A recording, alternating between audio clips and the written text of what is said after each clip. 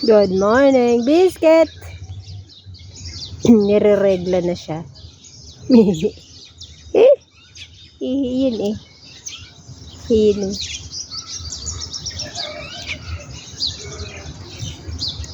Nire-regla na dalaga na si Biscuit eh.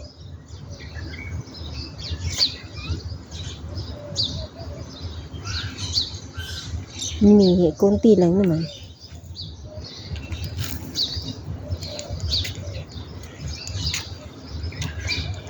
May nagbabike, wala naman silang dadaanan dyan. Kasi naka-close yung gate dyan. I mean, naka-lock. Mabalik yung mga yun. Kalak yun eh. Wala kayong dadaanan dyan. Ayan na sila. Yung matanda, bumalik.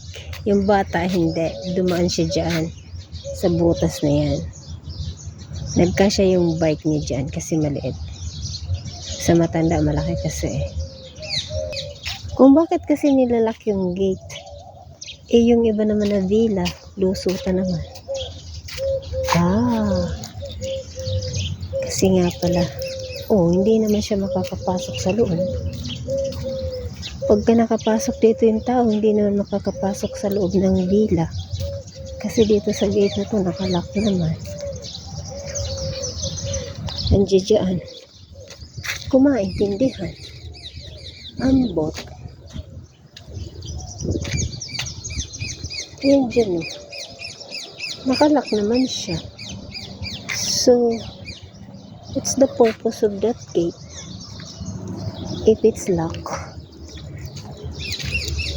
Abnoy. Ayan o, nakalak o. Pasaway.